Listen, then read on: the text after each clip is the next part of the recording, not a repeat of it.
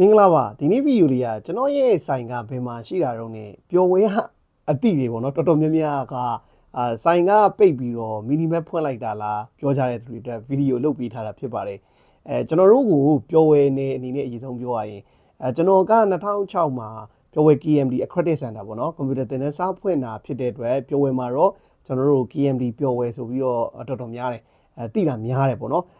ဖုန်းတွေရောင်းတယ်ကွန်ပျူတာသင်တန်းရှိရဆိုပြီးတော့တိကြတယ်နေဝေးတော်တော်များများတော့ကျွန်တော်တို့စ run တဲ့နာမည်ဖြစ်တဲ့ Z ဆိုတဲ့ name နဲ့တိတာများတယ်အခုကျွန်တော်တို့2025မှာကျွန်တော်ဗီဒီယိုတစ်ခုလဲတင်မှုပါတယ်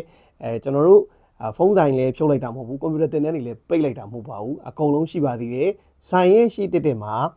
မီနီမက်ဖွင့်လိုက်တာဖြစ်ပါတယ်ဒီရန်ကုန်ဘက်ကနေပြီးတော့ပျော်ဝဲလာမယ်ဟေ့ဆိုရင်လမ်းရဲ့ကျွန်တော်ဘယ်ဘက်ချမ်းပေါ့နော်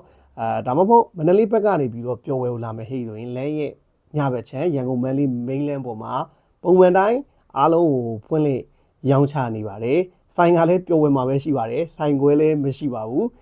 ကျွန်တော်တို့ပုံမှန်ရှင်းမျက်နှာစာ25-30ပတ်ချလဲမှာတော့မီနီမက်ဖွင့်ထားတယ်ပေါ့နော်မီနီမက်ဆိုတာတဲ့ဆိုင် GNG တို့ပုံစံတူတဲ့မုံမျိုးစုံရဲ့တောက်လို့ရတဲ့အရည်မျိုးစုံရောင်းချတဲ့ဆိုင်လေးဒီနှစ်ထဲမှာအလုပ်ငန်းထက်တိုးချဲ့ထားတာပေါ့ပုံမှန်တိုင်းZ Mobile ကလည်းရှိပါတယ် Z Mobile ကနောက်ထဲမှာကျွန်တော်တို့ accessory တွေဖုန်းတွေအားလုံးကိုစိတ်တိုင်းကြဝယ်ယူလို့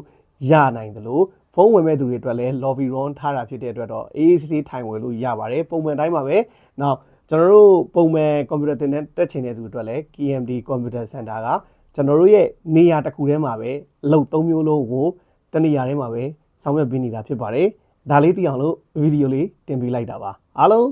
ပိုင်းပိုင်းပါခဏလေးပါပြောဖို့မေ့နေတာတခုရှိပါသေးတယ်ကျွန်တော်တို့ Facebook မှာကျွန်တော်တို့တင်တဲ့ဗီဒီယိုတွေနဲ့ပတ်သက်ပြီး run တဲ့ page က3ခုရှိပါတယ်ပုံမှန်တိုင်း Z Mobile Shop ပေါ့ပစ္စည်းဝယ်ခြင်းနဲ့ဘာညာဆိုရင် Z Mobile Shop ကဝယ်လို့ရတယ်ဒါပေမဲ့ကျွန်တော်တို့ဗီဒီယိုတွေတီးတန့်ကြည့်ဖို့အတွက် page နှစ်ခုဖွင့်ထားတာရှိပါသေးတယ် Z Unboxing ရယ် Z Vlog ရယ်ဆိုပြီးတော့ကျွန်တော်တို့အရင်တော့ဗီဒီယိုတွေပြိုင်တူတင်ပေးမယ်အခုနောက်ပိုင်းမှာတော့ YouTube link တွေပဲတော်တော်ချပေးတယ်အဲ့ဒီ page နှစ်ခုပေါ့အထူးသဖြင့် Z Unboxing နဲ့ Z Vlog မှာတော့ကျွန်တော်တို့ Messenger လုံးဝမဖြေတာဖြစ်တဲ့အတွက်အဲ့ဒီမှာမီးမျက်နှာကိုမဖြေတာမှာစိတ်ကွက်ခြင်းမရှိပါနဲ့ဖုန်းဝယ်ခြင်းတာမုံဝယ်ခြင်းတာတင်တဲ့ပတ်သက်ပြီးစုံစမ်းခြင်းတာတွေအားလုံးကတော့ကျွန်တော်တို့ Z Mobile Shop မှာတွားရောက်စုံစမ်းမီးမြင်လိုက်တာတော့အမြန်ဆုံးအဆင်ပြေမယ်လို့ပြောရင်းနဲ့တကယ်ပြီးပါပြီ